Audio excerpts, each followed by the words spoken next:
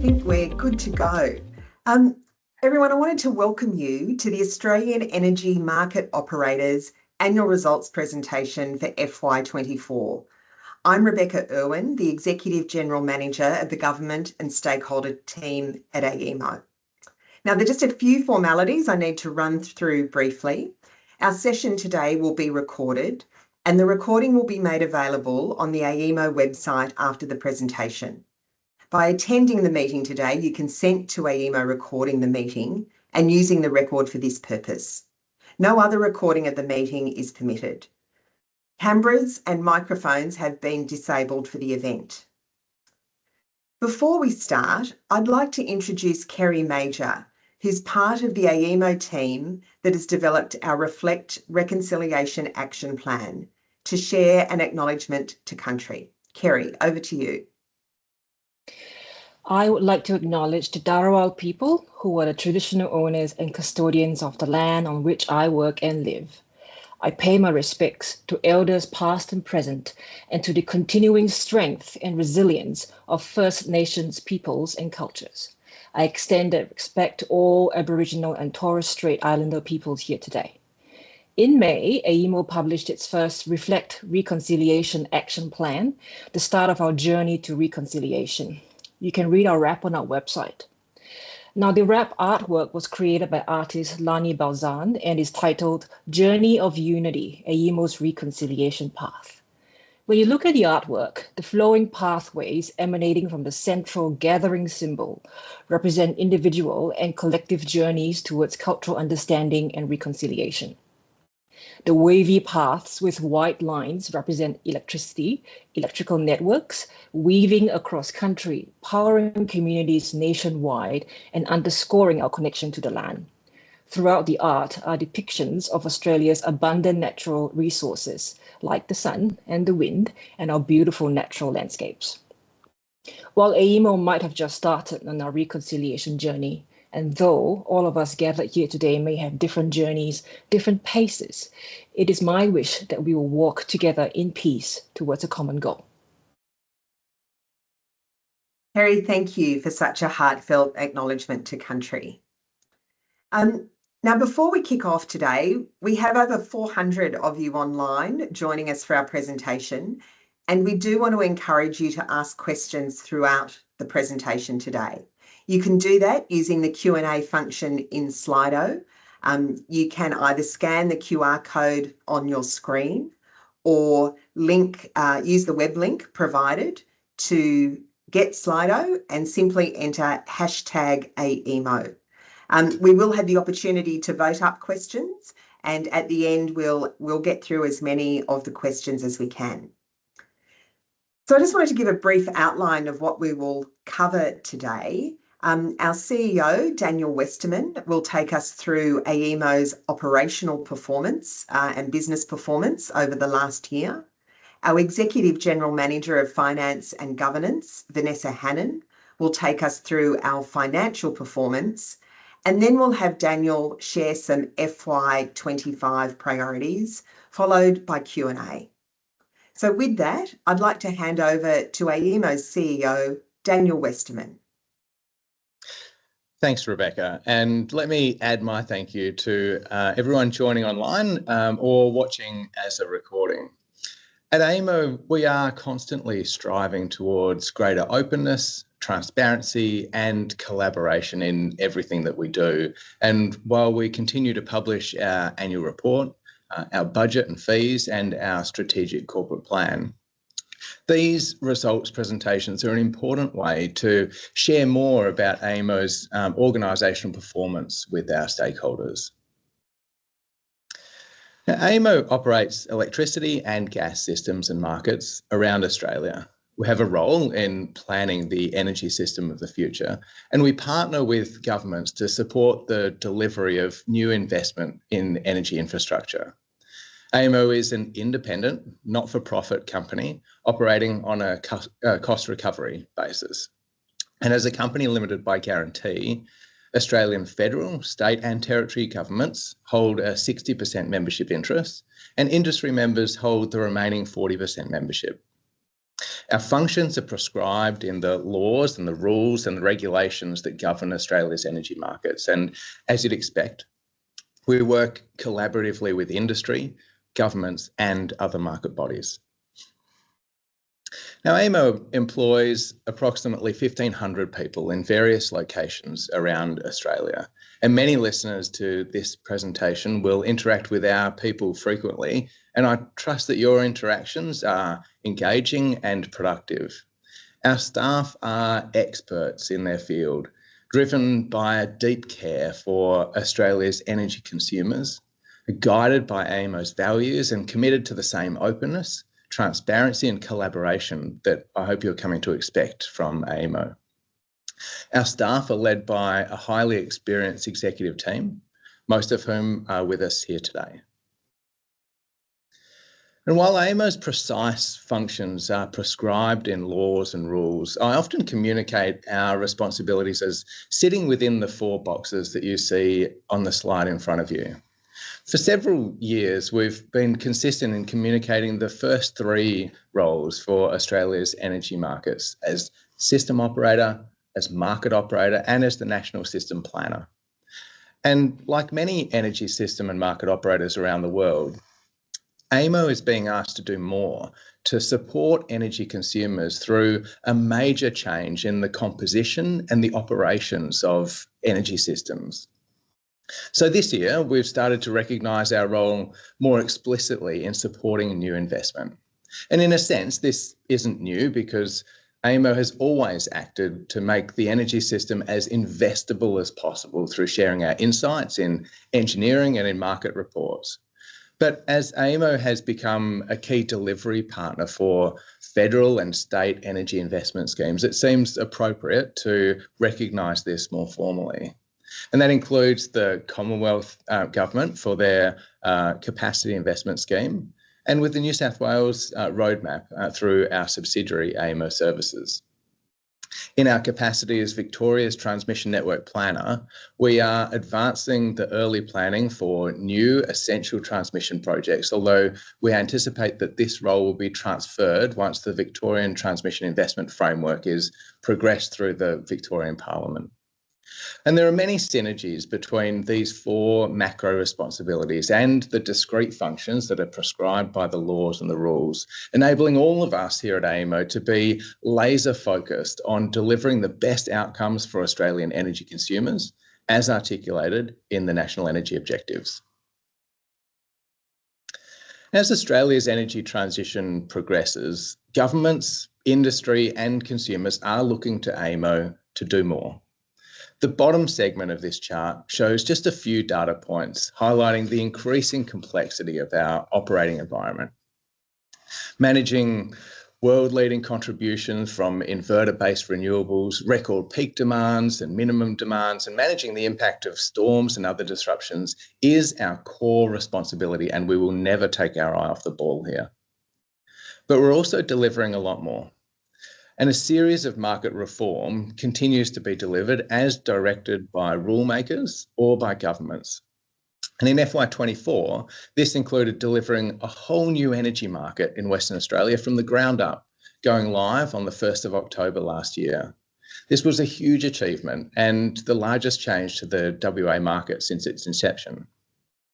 And we aim to deliver each of these reforms at the lowest level of cost and disruption to the whole industry with collaboration through both the design and implementation phases. And when delivered, the costs of building these new systems and markets is then recovered through cost recovery mechanisms that are agreed in the early stages of design. And over the past few years, the costs being recovered for market reform in this way have increased, and that will be explained later in this presentation.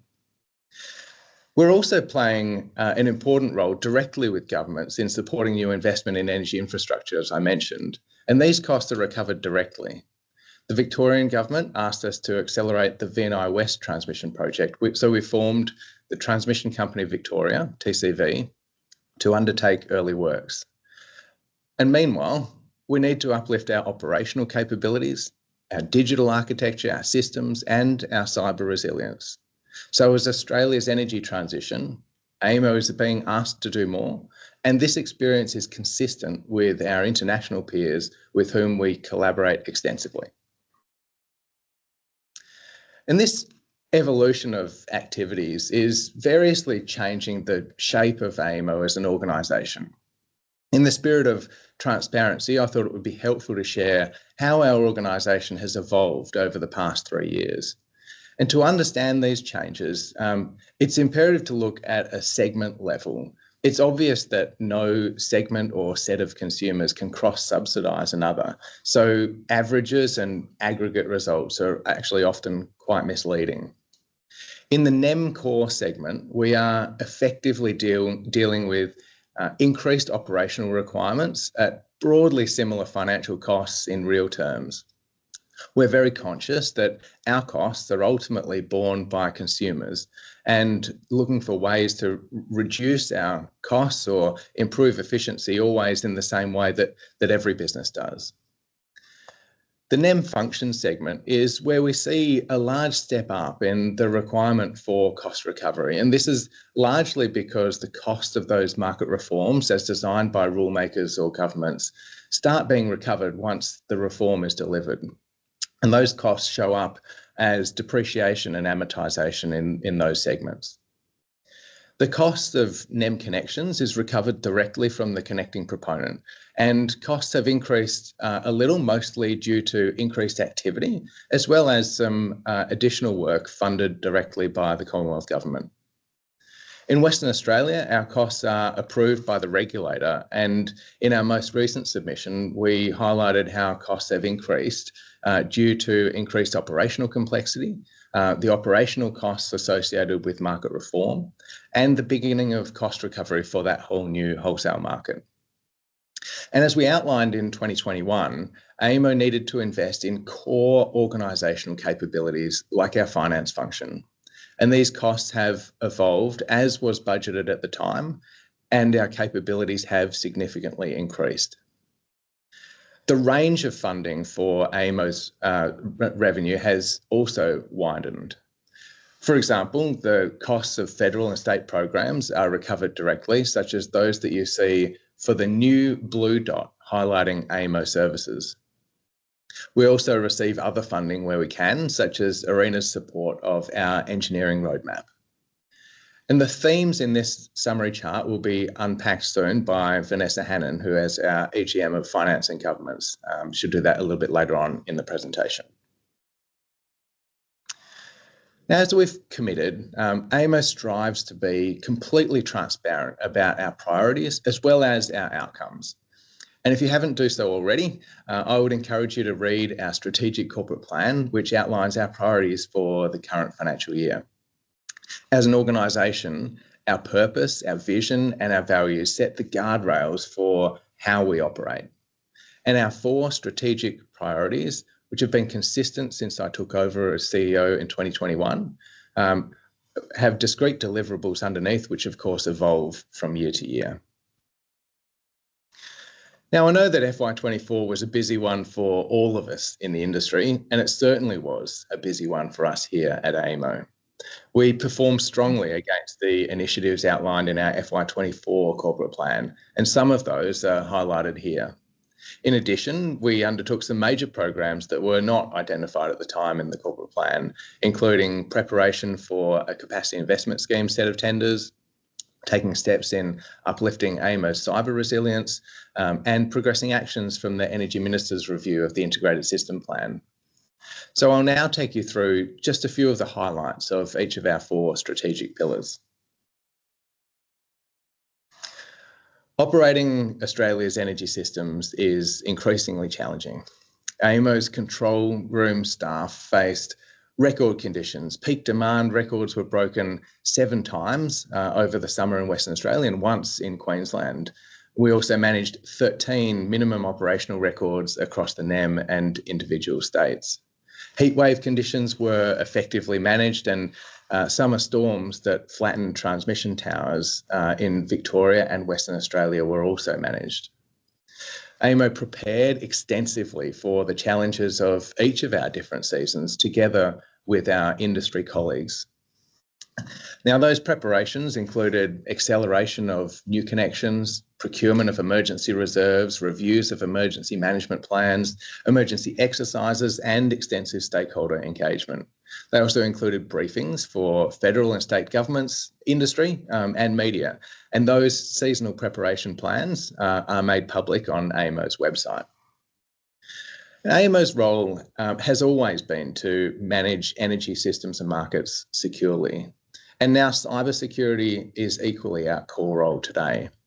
And as an operator of infrastructure that is critical to Australia's security, it should come as no surprise that we are constantly fending off attempts against our systems. We work closely with Australia's intelligence agencies and industry to help make sure that our collective defences are maximised. We're supporting a cybersecurity maturity uplift across the sector and advising on specific vulnerabilities, threats, incidents, and trends. For example, AEMO has developed the Australian Energy Sector Cyber Incident Response Plan and an annual program of cyber exercises. The exercises in FY24 included Operation Trident, which involved 36 organisations and Commonwealth and state agencies. And while our control rooms take care of the here and now, AEMO has another role in planning future energy systems. We do this in a number of ways, including through our flagship publication, the Integrated System Plan, which was published in June. And developed with input from over 2,100 stakeholders, the ISP provides a least cost roadmap for the national electricity market, highlighting what must be delivered to reliably supply electricity to Australian consumers while meeting government targets towards net zero by 2050. We also published our key market reports, including the electricity and gas statements of opportunities, quarterly energy dynamics reports, and our system engineering reports. And all of our publications consistently highlight that as coal-fired power stations retire, renewable energy connected with transmission and distribution, firmed with storage and backed up by gas power generation, is the lowest cost way to supply electricity to homes and businesses as Australia transitions to a net zero economy. We've seen a significant uplift in new connection applications, with 12 gigawatts of generation and storage applications processed in the 12 months versus 6.9 gigawatts the year before. Major milestones delivered included the commencement of the very fast frequency response market in October to help power system frequency following unplanned or sudden generation and transmission outages. And in June, AEMO marked a major milestone in the NEM reform program with the deployment of the Integrating Energy Storage Systems, the IESS project, into the market. And batteries play a critical role in the energy systems of today, and even more so in the future. The IESS project implemented ways to allow battery operators to register, bid and dispatch as a single unit, where previously bidirectional batteries were required to duplicate those registration processes. Those reforms will improve market participation, they'll incentivise investment, and encourage emerging participants with grid-scale batteries to join the market, and are expected to stimulate innovation to supply the market at the lowest cost. And given the complexity of the energy transition, it is vital that we continue to uplift our transparency and collaboration with all of our stakeholders.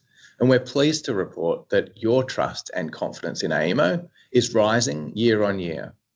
That overall trust score has risen consistently over the past 3 years and is underpinned by uplifts in our scores for reputation and transparency, and a net promoter score that is now in positive territory. You are telling us that we're on the right track, which I'm very pleased to hear, but our ambition is to continue to improve, and we know we've got much more to do. Our board and our executive meet regularly with industry participants, with investors and manufacturers, industry groups, consumer groups, traditional owners and international peers to listen to your feedback and explore ways for us to continue to improve. We're putting extra effort into making our insights and reports more accessible. And for example, we've started a new podcast series called AEMO On Air to explain the latest energy insights to a broader audience. Our relationships with governments have been strengthened through our regular meetings, as well as briefings on seasonal preparedness and our major publications, which have been well received across the different jurisdictions. And we've targeted 4 main areas to improve the way that we work: leadership, culture, risk management, and digital systems. Leadership development has been a real priority as we continue to recognise that technical excellence doesn't necessarily equal leadership. We're helping all of our leaders to build the muscles that they need to create a safe and high-performing work environment. We maintain a strong focus on diversity, equity, and inclusion. And last year, we achieved our 2025 goal early of 40% female representation in our workforce. We participate in the Energy Industry Champions of Change Coalition and are progressing a number of industry-wide initiatives.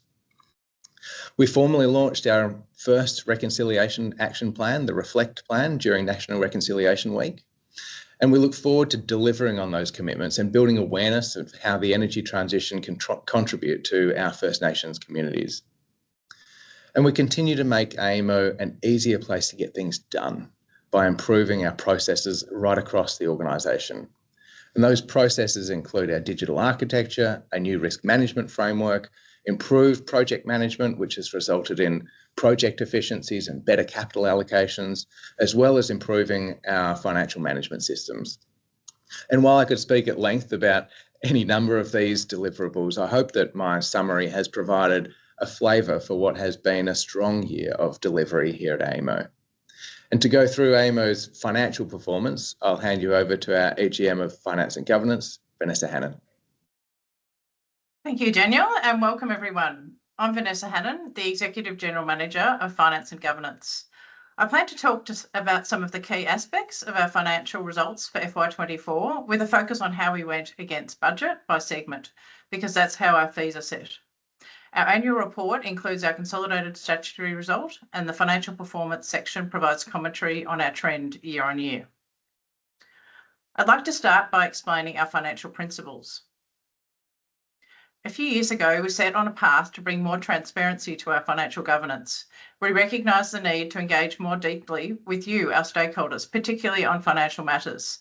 We established a Finance Consultation Committee, or FCC, with members from governments and industry associations, as well as consumer representation. In consultation with the FCC, we developed AEMO's guiding principles for financial management. These principles, along with developing a fit-for-purpose finance function, have strengthened our financial rigour. We have a laser focus on being prudent, cost-efficient, and resolving the historic deficit in our NEMCOR segment that we discussed with the FCC extensively in FY22. I will discuss that further shortly.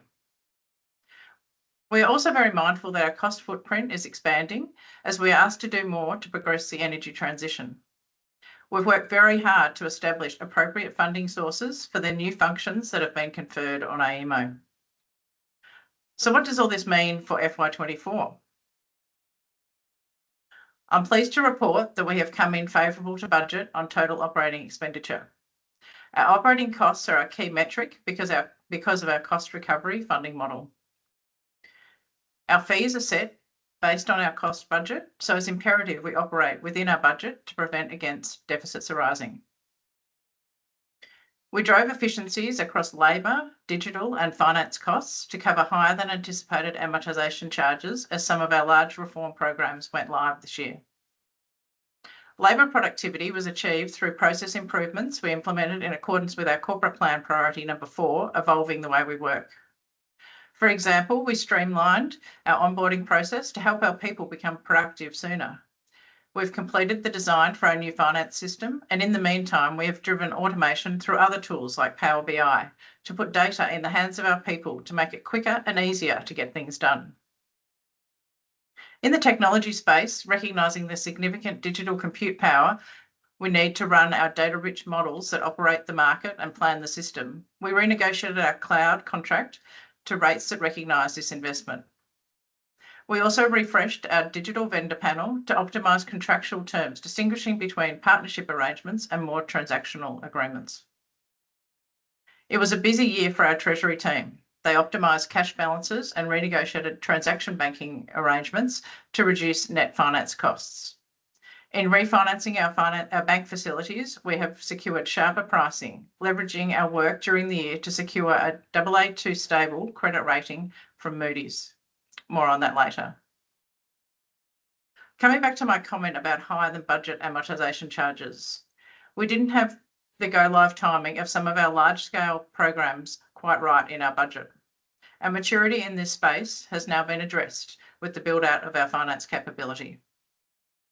Importantly, we work diligently to offset these additional charges through other cost savings. These factors play out differently by segment, so let's take a look. This is quite a busy slide. It's a snapshot of our business segments. You can see they're quite varied in terms of geography, source of funding, the level of surplus or deficit for FY24 and also historically. We seek to align fees with our cost profiles for each segment to ensure a sustainable financial model.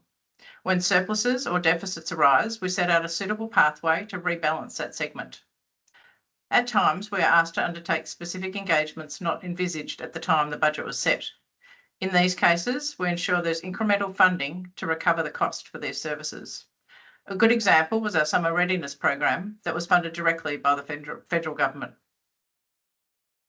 Let's do a deeper dive into each segment, starting with our largest, NEMCOR.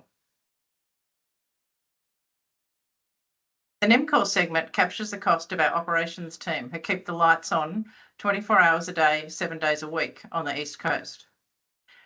You can also see that the digital costs make up a large component of NEMCOR costs, which highlights the heavy reliance our control rooms have on technology platforms. The operating conditions have become increasingly complex, from navigating new and varied sources of generation and storage to supply-side challenges and unpredictable weather patterns, all the while adapting to market reform and responding to the increased cyber threat against our critical infrastructure. In this demanding environment in FY24, we balanced our labour and contractor costs and reduced digital spend to come in under budget. For the past 2 years, we have delivered a better than budget result. We have been disciplined in ensuring we resolve the historic deficit in this segment. I'm very pleased to confirm that we are on track to clear the remaining deficit in FY25. Looking forward, we do expect fees will trend slightly above inflation to address growing complexity of operational and cybersecurity requirements. Moving on to NEM functions. This segment comprises several discrete functions in the NEM, from planning the system to implementing new market reform specified by the AEMC. Market reform requires investment in new digital software that runs our operating systems. This investment is made upfront by AEMO and then recovered through fees in line with the amortisation schedule. Accordingly, you can see that this segment is heavily dominated by amortisation expenditure, with a step change in costs when a large project goes live, such as integrated energy storage systems this year. We're in the first year of a multi-year journey for the NEM reform program. Costs will be recovered from fees from FY25 as agreed through the consultation process. Next, we have NEM Connections. Our NEM Connections segment is smaller, but it is growing and it's incredibly important for the energy transition. Our connections team are at the front line of the energy transition, supporting proponents to connect their infrastructure to the grid. Proponents pay on a fee-for-service basis, which recovers the cost of performing connections and registrations activities. During FY24, our connections processes have been streamlined to drive more efficiency and higher throughput of connections approvals. Now let's switch gears to gas. Gas continues to have a vital role in the energy mix, and the supply-side challenges in recent years have meant the federal government have tasked us with implementing vital reforms to the East Coast gas market.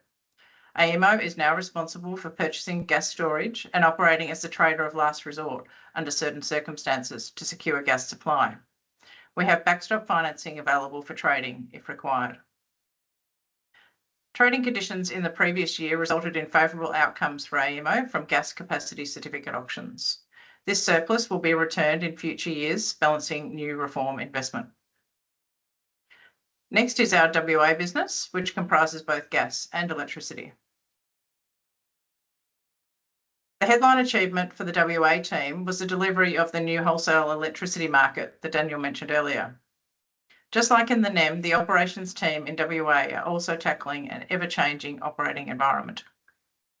From a finance point of view, we came in marginally over budget in the discrete FY24 year.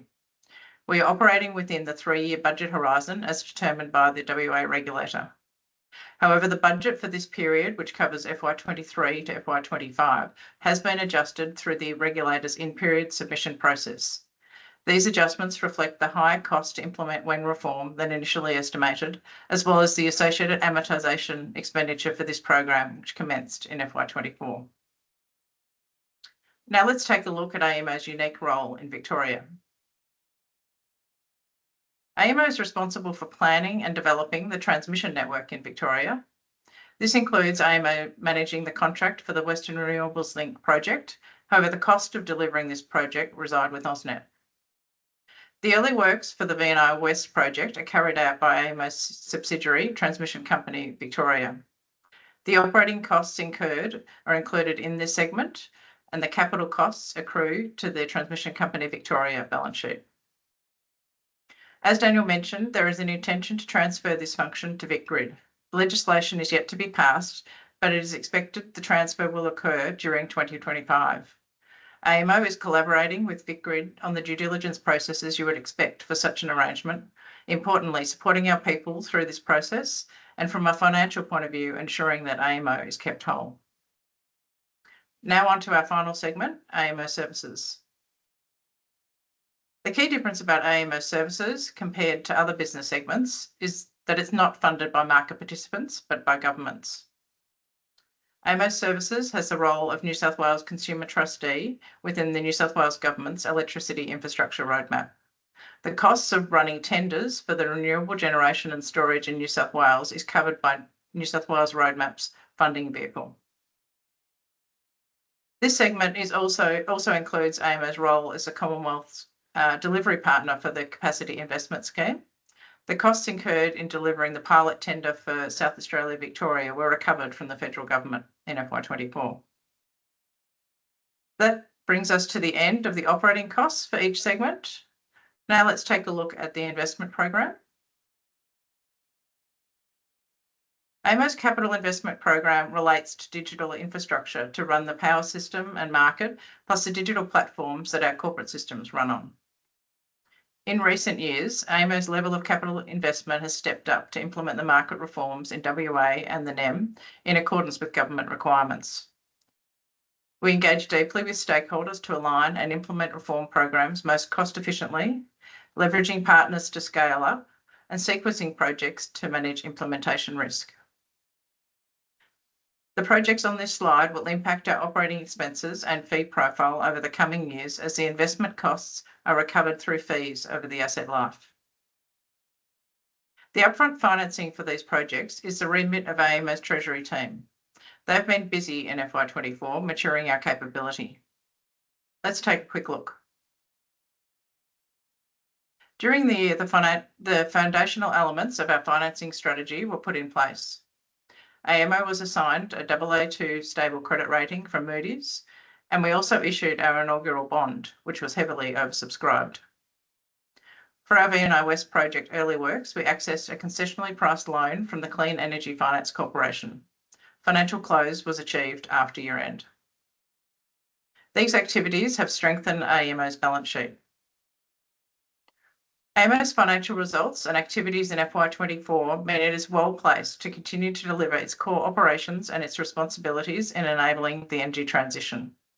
I'll now hand you back to Daniel to take you through the priorities for the year ahead. Over to you, Daniel. Thank you. Thanks, Vanessa. And I'll keep the discussion on our FY25 priorities quite brief because the full detail is available on our strategic corporate plan, which is on our website. But you'll see that we are consistent with those 4 strategic priorities that I mentioned earlier. We'll remain focused on our primary operational roles in systems and markets, and we're investing in technology that enables us to securely operate energy systems as the energy transition continues at pace. It won't be a surprise that cybersecurity is now a core element of what we do, and that requires investment as well as exercising, both internally and with the industry. In our second priority, we will be progressing the actions under the engineering roadmap to identify and remove obstacles to the power system being able to operate at times of 100% variable renewable generation. And like many of AEMO's activities, these actions go beyond our own organisation and are a collaboration with many across the industry. We'll continue to be a delivery agent for government investment programs such as the Capacity Investment Scheme and the New South Wales Roadmap. And importantly, we'll commence engagement on participant fees for FY26 and beyond. We'll continue to improve the way that we work with stakeholders to make it easier to work with AEMO. And in the same way that managing current operations is the bedrock of what we do, AEMO will continue to live within our means. We'll continue to deliver our outcomes within our budget frameworks and with appropriate governance frameworks for all of our activities. So FY25 is shaping up as another busy year of delivering the changes necessary to enable the energy transition for the benefit of Australian energy consumers. And I thank you, each of you, for your interest and your partnership. And I'm going to hand back now to our EGM of Government and Stakeholder, Rebecca Irwin, to manage the flow of any questions that you might have.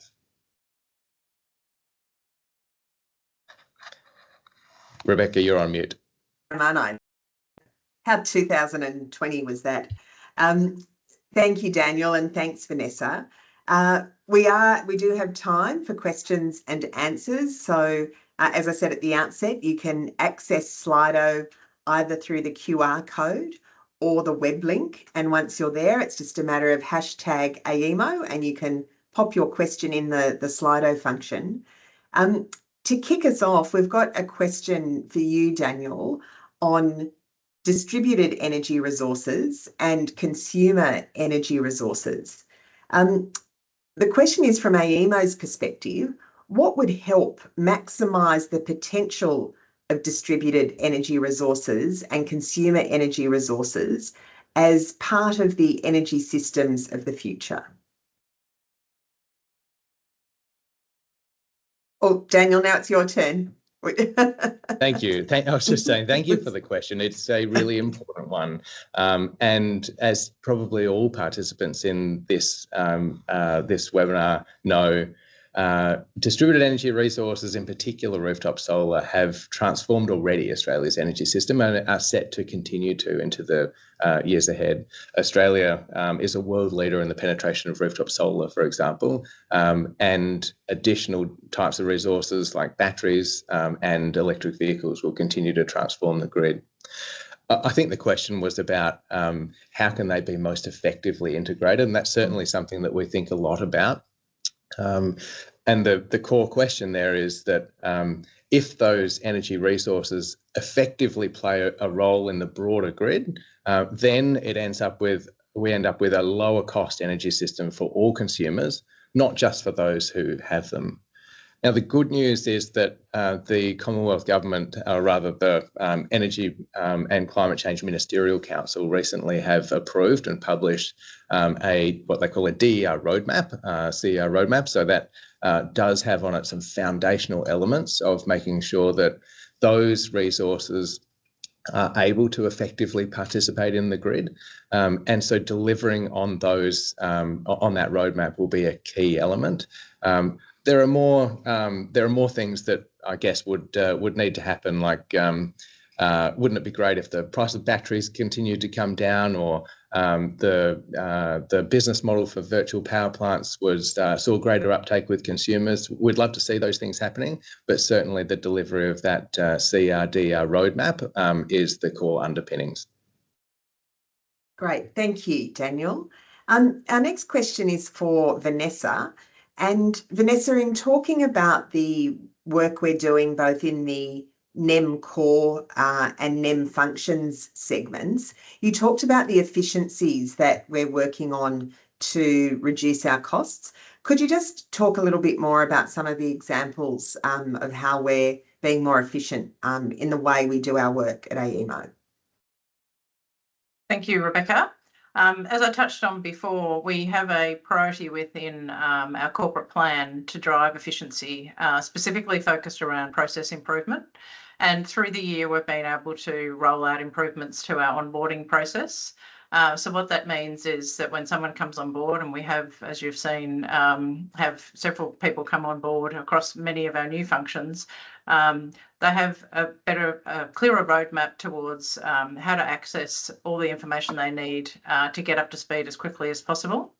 Another area that we've been focused on is our finance system, of course. This not only supports the finance team, but it is a full ERP suite, which means it helps people do their day-to-day tasks of timesheets and raising purchase orders and so on. So I'm pleased to say we've completed the design and we are well into the implementation stage, which will pay dividends once we implement that next financial year. That's great. Thanks, Vanessa. Daniel, a question for you.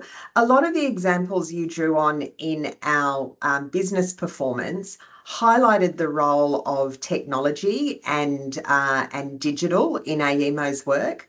Could you just share a little bit more about the digital team and the skills that we call on in that team at AEMO to run our systems and markets?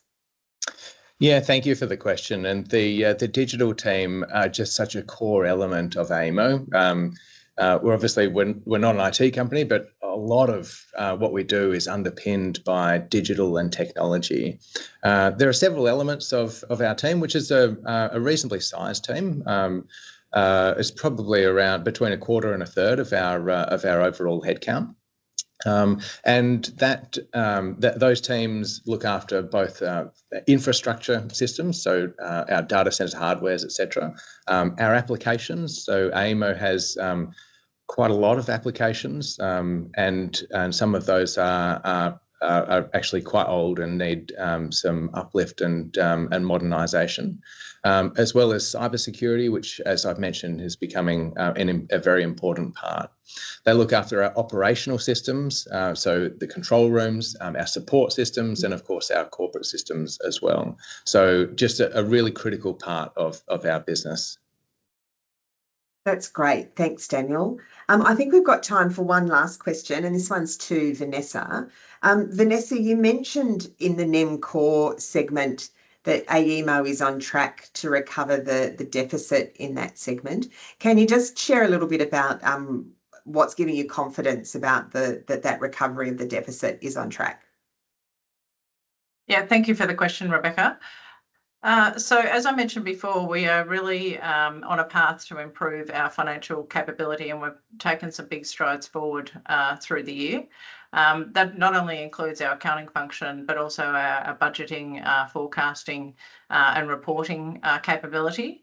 So through the year, we've actually rolled out deeper capability for people to track their costs. And what this means is that we have greater confidence around our ability to deliver against the budget.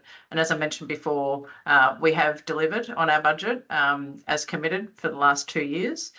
So that gives us confidence, along with the new capability, to make sure that we land the budget for FY25 and importantly clear that deficit. Thanks, Vanessa. That's great. I'm conscious we're at time, and so I just want to thank everyone for joining us online today, for sharing your time with us to hear the insights from Daniel on our business performance and Vanessa on our financial performance. And that's a wrap on our FY24 results presentation, and we really look forward to working with you in the year ahead. Thanks, everyone, and goodbye. Thank you.